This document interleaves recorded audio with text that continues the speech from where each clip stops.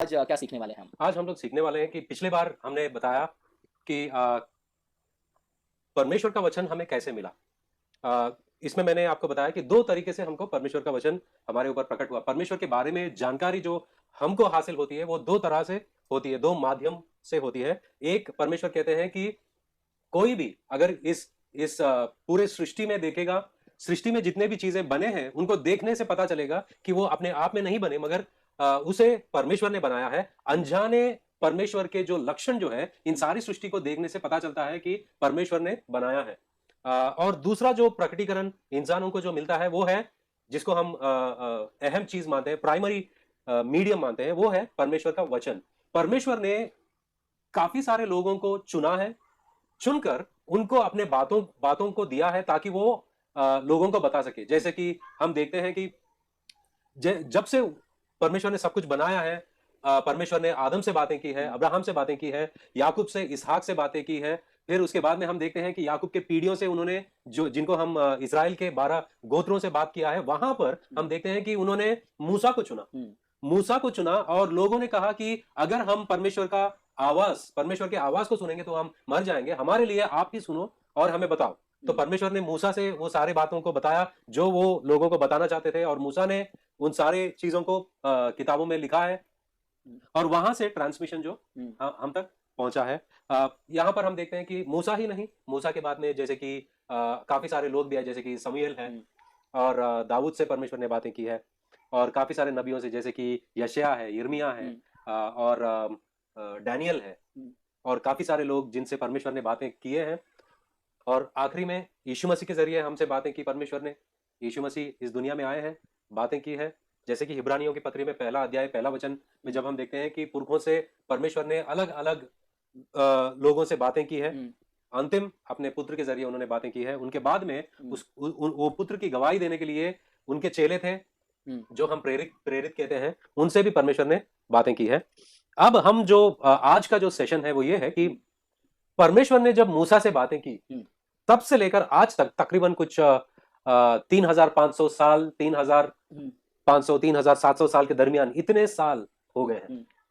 300 नहीं, 3,500 साल या 3,700 साल, इतने साल बीत गए। इतने साल बीत जाने के बाद में कोई भी पेपर हो, कोई भी कागज हो, किसी पर भी तुम लिखो, वो इतने हजार साल टिकेगा नहीं, क्योंकि हर चीज में क्षमता सिर्फ कुछ ही दिनों की होती है। कितना भी मजबूत चीज हो जिस पर तुम लिखोगे, वो उसकी एक सीमित वक्त होता है, उसके बाद में वो खराब होने लगता है। अभी हम 3,500 3,700 साल की बात कर रहे हैं, तो हमको जानना चाहिए कि इतने हजार सालों से आज भी बाइबल हमारे पास कैसे है। कभी ना कभी ऐसा हो सकता था कि सारे बाइबल जो है वो खराब हो गए, और उसको ट्रांसमिट करने वाला, मतलब जो दूसरों के हाथों में सौंपने के लिए उसने कुछ किया ना हो। क्या ऐसा हो सकता था? हाँ, बिल्कुल हो सकता था, मगर क्या ऐसा हुआ? नहीं। तो आज हम लोग देखने वाले हैं कि बाइबल जो है हमारे हाथों में, वो हमारे तक कैसे पहुंचा, किस माध्यम से पहुंचा, और पुराने नियम और नए नियम के बारे में हम देखेंगे। पहला जो है, ये जो ट्रांसमिशन जो कहते हैं, जिसको हम ट्रांसमिशन को क्या कहते हैं हिंदी में? ट्रांसमिशन आपने देखा था थोड़ी देर पहले? हाँ, मैं थोड़ी देर पहले वही देख रहा था कि हस्तरूप समथिंग। हाँ, कुछ तो कहते हैं हम उसको। आप गूगल ट्रांसलेट में देख सकते हैं। हस्तांतरण कहते हैं उसको हम। हस्तांतरण मतलब एक हाथ से दूसरे हाथ को पहुंचाना। अच्छा, तो ये आप ट्रांसलेशन की बात ट्रांसलेशन की बात नहीं कर रहा हूं, मगर ये जो किताब है वो एक पीढ़ी से दूसरे पीढ़ी, दूसरे पीढ़ी से दूसरे पीढ़ी को कैसे ट्रांसमिट हुआ गया, कैसे दिया गया है सिंपल भाषा में। ओके, हाँ। तो हम देखेंगे कि पहली बात, पुराना नियम, लिखने की सामग्री के बारे में हम जानेंगे। पहली बात, जो लिखने की सामग्री होती थी, किस चीज पर ये लोग लिखते थे? उस जमाने में तो पेपर नहीं था, जैसे कि आज के जमाने में हमारे पास पेपर है। उस जमाने में पेपर नहीं था, तो किस पर लिखते थे ये? पहला चीज जो है, the original writings of the scripture were done on a variety of materials, like पहला जो है वो पपीरस, जिसको हम पपीरस कहते हैं। ये पपीरस जो है एक अलग ही, it is taken from a tree.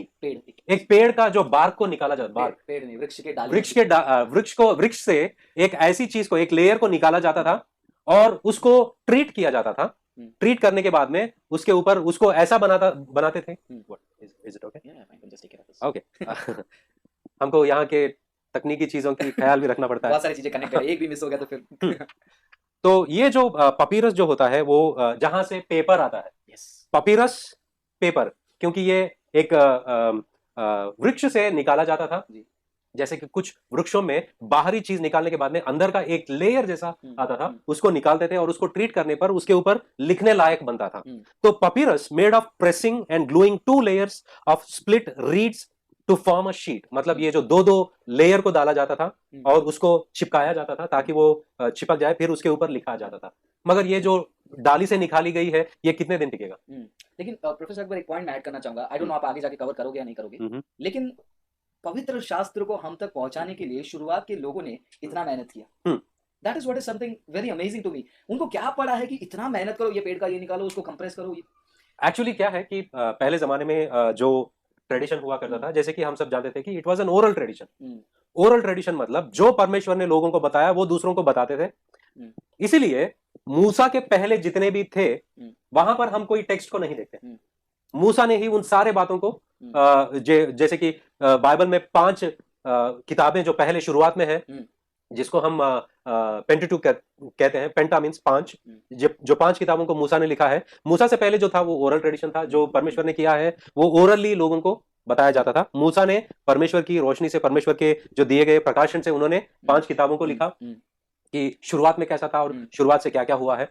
और वहां पर पुराने नियम में खास तौर पर बताया गया है वो ये है कि मेरे बातों को तुम तुम्हारे बच्चों को सिखाओ, मेरे बातों को तुम्हारे घर में और तुम्हारे वो जो डोर पोस्ट जो होता है वहां पर लिखो।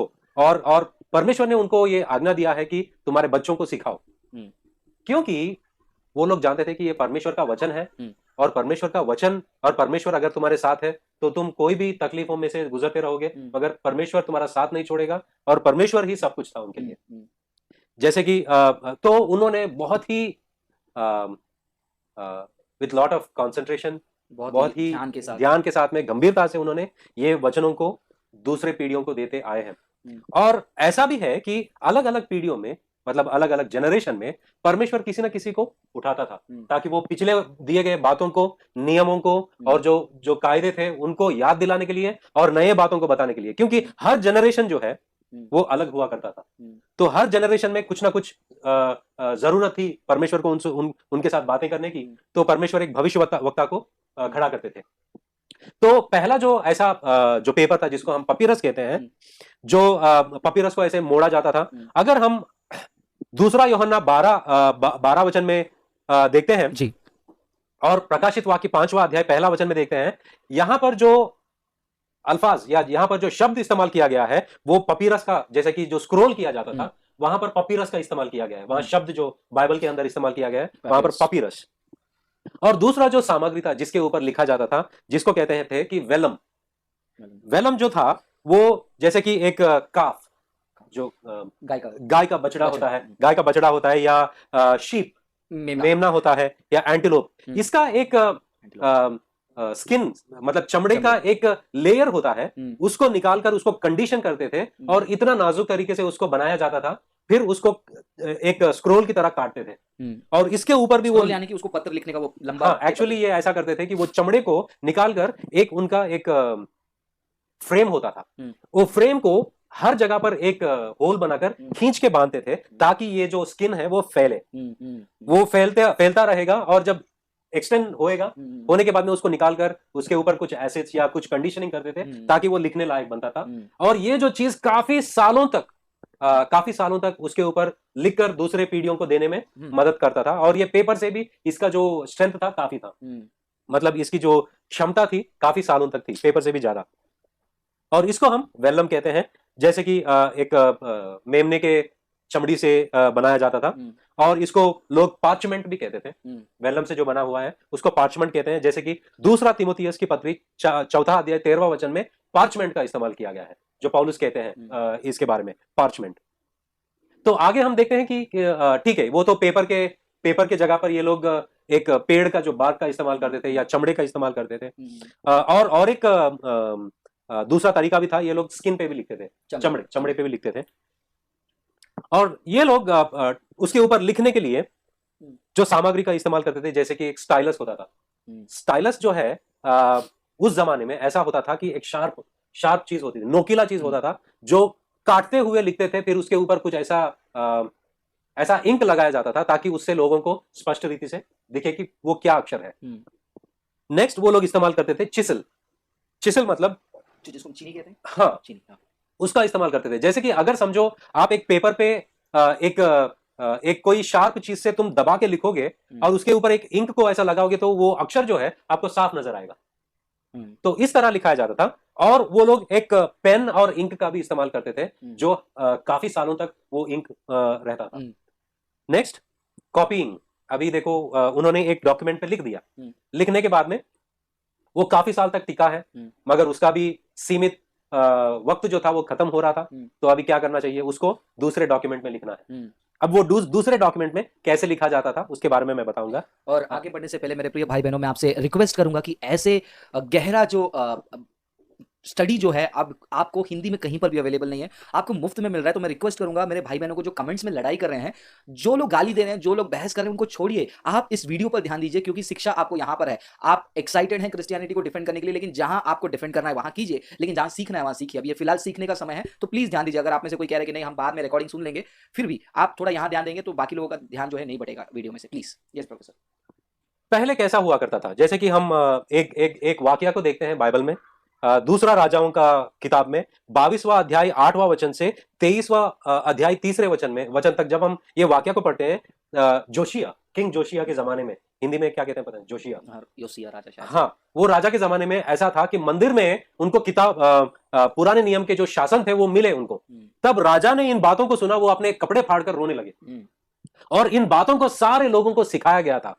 उस वक्त से लेकर जैसे आगे जाके हम देखते हैं यिर्मयाह की किताबें हैं, यिर्मयाह की किताब है, यशायाह का किताब है, दानियल का किताब है, और काफी लोगों ने तब से लेकर नेहमाया, एजरा, उस जमाने तक ये लोग एक ही चीज में बने थे कि परमेश्वर का वचन जो है अगर वो खराब हो रहा है जिस चीज में उन्होंने लिखा है, तो उनका काम था कि दूसरे चीज में लिखकर पीढ़ियों को फॉरवर्ड करना है। यहां पर मैं मेंशन करना चाहूंगा, पहला जो है मैजोरेटिक टेक्स्ट, जिसको हम मैजोरेटिक स्क्राइब्स मतलब जो लेखक होते थे, जो 500 से 1000 सदी के दरमियान ये लोग पुराने नियम जो थे उनको उस पुराने नियम को एक अनोखी रीति से लिखा करते थे।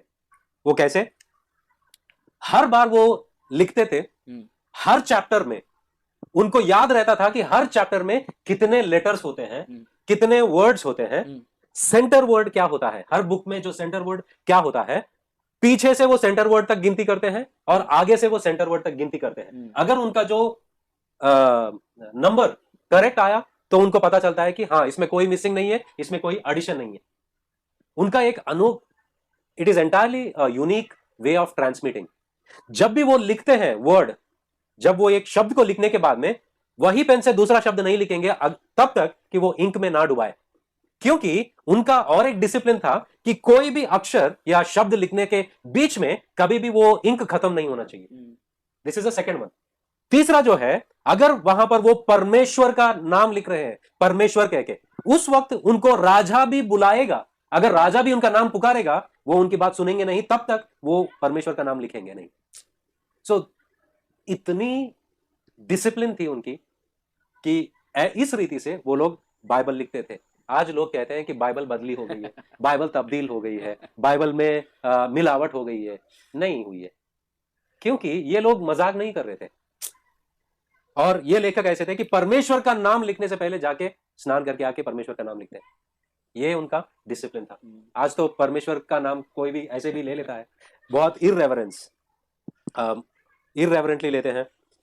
They had specific rules on the type of ink and the quality. उनका दूसरा डिसिप्लिन था कि ये जो सिरा, मतलब इंक को सिरा ही कहते हैं ना, शाही इंक को क्या कहते हैं, सिराई। जो इंक का इस्तेमाल करते थे उसका भी एक क्वालिटी होता था और वो क्वालिटी में कभी कॉम्प्रोमाइज नहीं करते, क्योंकि वो परमेश्वर का स्याही मैं सही था स्याही जो होता है उसका भी एक क्वालिटी होता है, उसमें भी वो कभी भी कॉम्प्रोमाइज नहीं होते। चमड़े का क्वालिटी कभी नहीं करते। हाँ, चमड़े का क्वालिटी जो होता है उसमें भी कभी समझौता नहीं करते हैं। इनका यही डिसिप्लिन की वजह से आज हमारे पास बाइबल आया।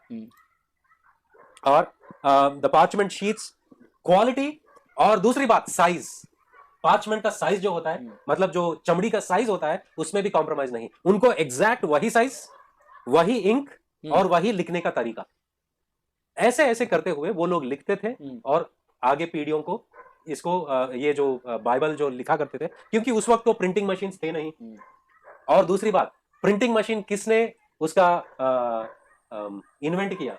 एक ईसाई ने किया है। और ये बहुत ही मुख्य बात है मेरे मुसलमान भाइयों, हिंदू भाइयों, जिस प्रिंट को लेकर आप क्रिश्चियंस के खिलाफ बात कर रहे हैं, उसका देन वो लाने वाले क्रिश्चियंस हैं। जिस प्रिंट में आप नोटिस क्रिश्चियंस के खिलाफ छापते हैं या फिर न्यूज़पेपर छापते हैं, वो प्रिंटिंग प्रेस का इन्वेंशन जो किया है एक क्रिश्चियन ने किया है। इसी को कहते हैं ना, जिस थाली में खाना खाए उसी में छेद करना। हाँ। मगर यहाँ पर उसका उद्देश्य क्या था? बाइबल को प्रिंट करने का उद्देश्य था। आज लोग प्रिंटिंग प्रेस का इस्तेमाल करते हैं बाइबल के खिलाफ लिखने के लिए, मगर उन लोग ये भूल गए कि जो प्रिंटिंग प्रेस का इस्तेमाल तुम कर रहे हो, उसको तैयार करने वाला, उसकी शुरुआत जो करने वाला था, वो एक मसीह था और उसका इंटेंशन ये था कि बाइबल को छापे और काफी लोगों को दे। तो मैजोरेटिक टेक्स्ट जो है वो बहुत ही इंपॉर्टेंट है। मैजोरेट्स जो स्क्राइब्स होते थे, वो लोग किस तरीके से बाइबल को दूसरे पीढ़ियों को सौंपते थे। The scribe could not write God's name with a newly dipped pen. मतलब दूसरा कोई मतलब वो लोग ये भी देखते थे कि परमेश्वर का नाम लिखने के वक्त ना तो वहां पर इंक ज्यादा होना चाहिए, ना तो कम होना चाहिए। वहां पर भी उनकी डिसिप्लिन होती थी जी।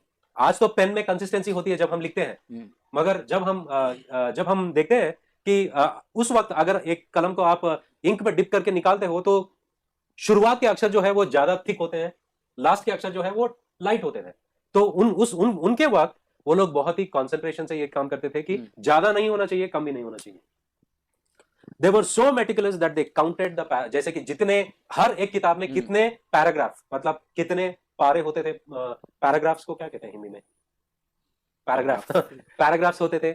और कितने सेंटेंसेस होते थे? पैराग्राफ मतलब अनुच्छेद कितने अनुच्छेद होते थे। और हर पैराग्राफ में कितने सेंटेंसेस, कितने वाक्य होते थे, हर वाक्य में कितने अक्षर होते थे, और हर चैप्टर में सेंटर लेटर क्या होता है, हर बुक के अंदर सेंटर लेटर क्या होता है, वो याद रखते थे और वो गिनती करते थे। इस तरह जो हमको पास ऑन किया गया है। मैजोरेटिक मैन्यूस्क्रिप्ट जिसको हम कहते हैं, कितने कॉपीज है? There are 4 or 5 really significant Masoretic texts that are the basis of the best Hebrew Bible available today. 4 या 5 किताबें आज भी मैजोरेटिक टेक्स्ट के जो है वो आज भी मौजूद है। 4 या 5 टेक्स्ट आज भी मौजूद है इब्रानी भाषा में जो लिखी गई है, 4 या 5। नेक्स्ट जो हम आते हैं सेप्टाजेंट।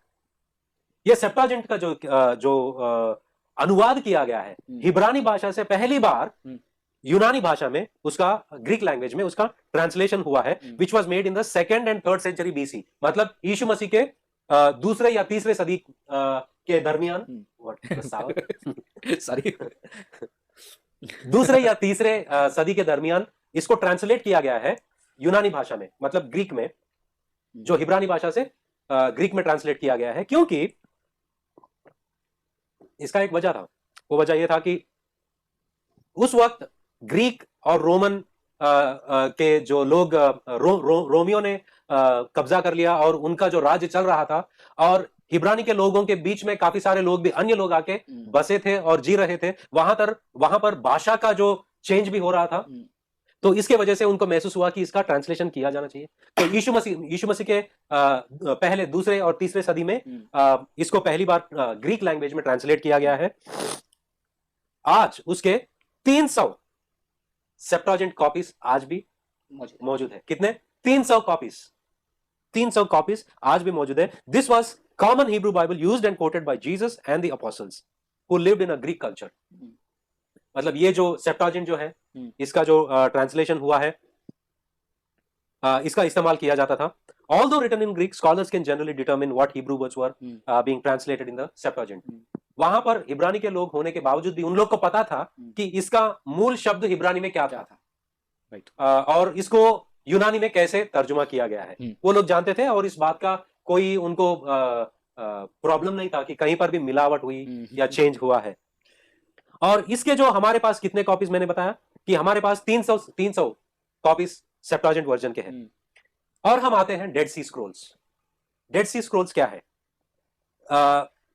कुछ 1947 में एक अरेबिया के एक चरवा लड़का ने एक कुमरन केव्स में अपने भेड़ों को कुमरन गुफा का नाम है। वहां पर जब उसके भेड़ों को चरा रहा था, वहां पर उसने ये पाया कि वहां पर काफी सारे वो मटके मटके नहीं, like they were preserved in pots. मटके, हाँ मटके, मटकों में ये टेक्स्ट को रखकर उसको सील किया गया था। इसकी खोज हुई थी और वो सब हिब्रू फ्रैगमेंट्स थे उसमें, और काफी सारे किताबों की खोज हुई वहां पर, और उसके इतने सारे कॉपीज है आज भी कि हमारे पास तकरीबन 5000 texts, more than 5000 texts are available today of the Greek and the Septuagint versions of the Bible. 5000 से भी ज्यादा 5000 से भी कॉपी हैं जो कॉपीज है सेप्टुअजिंट के, जो यूनानी भाषा में अनुवाद किए गए हैं। सो अगर हम अभी नया नियम के पास आते हैं, अब तक हम पुराने नियम की बात कर रहे थे, अब हम आते हैं नए नियम। नए नियम जो है, नए नियम की किताबें जो है आज भी हमारे पास है। हम अभी 2000 साल की बात कर रहे हैं। 2000 साल, मतलब यीशु मसीह से लेकर आज तक 2000 साल, इस 2000 साल के दरमियान कैसे नया नियम हमारे पास तक पहुंचा गया है। यहां पर हम देखते हैं कि वही चीजों का इस्तेमाल किया गया है नया नियम लिखने के लिए भी। पार्चमेंट, वेलम और एनिमल स्किन, मतलब चमड़े पर लिखाया जाता था। और स्कॉलर्स इसको लिखकर अलग अलग पीढ़ियों को ये भेजते थे। और by 7th and 8th centuries Greek manuscripts were put into small letters with punctuation. पहले ये लोग लिखते थे जिनके अंदर ये पंक्चुएशन नहीं होता था, हर लेटर एक साथ ही लिखा जाता था, तो कहां पर कॉमा, कहां पर फुल स्टॉप या ऐसा कोई होता नहीं था। मगर 7th 8th सेंचुरी में उन लोग ने पंक्चुएशंस के जरिए उसको एक आगे पीढ़ियों को समझाने के लिए उसको अच्छे रीति से लिख दिया था। हमारे पास जो नए नियम के जो किताबें हैं जो लिखे गए हैं, it dates back to 45 AD to 90 AD। मतलब यीशु मसीह के गुजरने के बाद 45 वर्ष से लेकर 90 वर्ष के दरमियान नया नियम को पूरी तरीके से लिखा गया था। और उसके बाद में जो हमारे पास अर्लीस्ट कॉपी जो अवेलेबल है 120 AD से लेकर 150 AD के बीच में, मसीह के बाद में 120 से 150 साल के दरमियान हमारे पास टेक्स्ट अवेलेबल है। तो यहां पर एक लोग सवाल उठाते हैं कि नया नियम जो है 45 यीशु मसीह के 45 वर्ष के बाद से 90 वर्ष के अंदर तक लिखी गई है, उसके बाद में थोड़ा सा गैप आ गया है, और 120 से 150 के वर्ष के बीच में जो लिखी गई है वो आज भी हमारे पास मौजूद है। तो 90 वर्ष से 120 वर्ष के बीच में कितना अंतर था? 90, 10, 30 साल, 30 साल का गैप था। तो ये 30 साल के गैप में ओरली इसको ट्रांसमिट किया गया है। वो जितने भी जो टेक्स्ट ट्रांसमिशन किए गए, जो पहले प्रेरितों के जो चेले थे वो खुद अपने लेटर्स लिखा करते थे दूसरों को। जितने प्रेरितों ने लिखा है, अगर वो किताबें ना होने के बावजूद भी अगर हम उनके चेलों ने जो लिखा है उन किताबों से अगर हम पढ़ लेंगे, बाइबल सब हमको रिकंस्ट्रक्ट मिल जाएगा। तो यहां पर मैं शुड आई कंक्लूड? या अगर आपको लगता है कि कंक्लूड करना है तो नहीं, वैसे तो काफी सारा है बताने के लिए, मगर हमको क्वेश्चंस भी लेना है। हाँ। 5 मिनट मैं लूंगा जी, 5 मिनट मैं लूंगा, फिर हम लोग ब्रेक लेंगे, फिर बाद में क्वेश्चंस लेंगे। यहां पर मैं बताना चाहूंगा कि पुराने जमाने में जितने भी लेखकों ने लिखा है वो किताब उन्होंने जो जब लिखा है और जो आज टेक्स्ट जो मौजूद है, लिखने के वक्त से लेकर इस जो अवेलेबल टेक्स्ट, मतलब हमारे पास जो किताब की मौजूद है, उसके बीच में जो बीती गई साल जो है वो काफी सारा है। फॉर एग्जाम्पल प्लेटो जो 400 साल, मसीह के 400 साल पहले वो एक फिलसफकार थे, फिलोसोफर थे। उन्होंने क्या कहते हैं उनको हिंदी में? फिलसफकार, like philosopher, whatever it is. उन्होंने 400 साल, मसीह के 400 साल पहले उन्होंने किताबें लिखी है। दार्शनिक भी कह सकते हैं, फिलोसफी को तत्वज्ञानी कह सकते हैं। अच्छा गूगल नहीं, फिलसफकार इज उर्दू। फिलसफकार इज उर्दू। हाँ। Okay, professor Akbar right. तो उन्होंने 400 साल पहले लिखे हैं, मगर जो हमारे पास टेक्स्ट है उन्होंने लिखने के बाद में जो 7 कॉपी अवेलेबल है उनके, मगर उसका डेटिंग जो है वो 1200 साल के बाद की किताबों को किताब हमारे पास मौजूद है। समझ रहे हैं आप मेरी बात? अगर समझो मैंने एक लेटर लिखा है, इस लेटर के कॉपीज बने, कॉपीज के कॉपीज बने, कॉपीज के कॉपीज बने, और ये बीच में के लेटर सब चले गए। जो कॉपी बचा है उसके कॉपीज जो है और मैंने जो लिखा है, मेरे और वो कॉपी के बीच में वक्त था कि 1200 साल, काफी ज्यादा टाइम, काफी ज्यादा टाइम। मगर लोग उस पर शक नहीं करते। कितना? 1200 साल का अंतर था और इस बीच में कॉपीज का कॉपीज बनाया गया है और लोगों को दिया गया है, और जो अभी मौजूद है वो लिखा गया है, और जिसने लिखा है इन दोनों के बीच में 1200 साल का अंतर है, मगर लोग उसको डाउट नहीं करेंगे। दूसरा जो है सीजर ने जो लिखा है, जो सीजर के जो हिस्ट्री, रोमन हिस्ट्री, उनके बारे में लिखा गया है, उसके 10 कॉपी आज मौजूद है, अवेलेबल है, मगर उसका दरमियान कितना है पता है? जो लेखक लिखा है उसके कॉपीज बनते हुए बीच में के कॉपीज सब चले गए, जो लास्ट कॉपी बचा है और जो जिन्होंने लिखा है उसके बीच में अंतर था 900 साल। 900 साल का अंतर था, फिर भी सीजर ने जो लिखा है उस पर कोई शक नहीं करता। दूसरा जो है हेरोडिटस ने ओरिजिनली जो जब लिखा है उसका और कॉपी के बीच में जो लिखा है 1300 साल का दरमियान था, उसको भी डाउट नहीं करेंगे लोग। एरिस्टोटल ने लिखा है, जो भी उसने लिखा है और कॉपीज हमारे पास अवेलेबल है, उसका 14 साल का अंतर था। 1400 ईयर्स, 1400, ओके, 1400 साल, मगर उस पर भी कोई शक नहीं करेगा। बाइबल जो लिखी गई है वो 90 वर्ष यीशु मसीह के गुजर जाने के बाद में, 45 साल से 90 साल के दरमियान लिखी गई है, यीशु मसीह के पुनरुत्थान के बाद में, और अर्लीस्ट कॉपी जो है 120 ईयर्स से अवेलेबल है। बीच में कितना गैप है? सिर्फ 30 साल का गैप है। फिर भी हम डाउट करेंगे, फिर भी लोग जो है डाउट करेंगे कि हिस्टोरिकली रिलायबल, ऐतिहासिक तौर पर क्या इस पर हम भरोसा कर सकते हैं।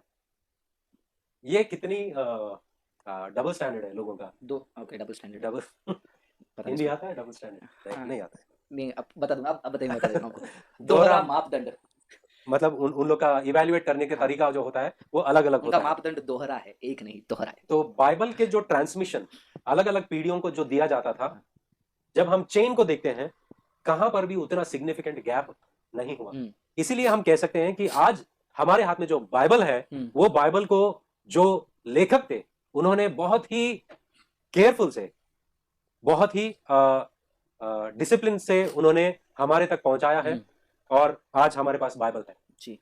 तो यहां पर मैं कंक्लूड करना चाहूंगा जी। मेरे भाई बहन, आप समझ सकते हैं कि जिस पवित्र शास्त्र को आप हाथ में उठाते हैं, वो पवित्र शास्त्र को आप तक पहुंचाने के लिए परमेश्वर के लोगों ने काफी मेहनत की है, क्योंकि उन्होंने उस परमेश्वर के प्रेम और अनुग्रह को उसमें चखा है, और वो चाहते थे कि वो आप तक पहुंचे। लेकिन आपके पास जो पवित्र शास्त्र है, उस पवित्र शास्त्र को लेकर आप क्या कर रहे हैं? क्या उस पवित्र शास्त्र को रात को नींद नहीं आते समय ऐसा स्लीपिंग सर के नीचे सर के नीचे रख रहे हैं, या फिर किसी दुष्ट आत्मा को दूर रखने के लिए सर के नीचे रखते हैं? अगर आपको लगता है कि उसमें ये सामर्थ्य है, लेकिन अब तक आपको ये नहीं पता है कि उसके अंदर क्या सामर्थ्य है, तो पवित्र शास्त्र का ये एक मुख्य भाग है जो हर क्रिश्चियन को जानना जरूरी है।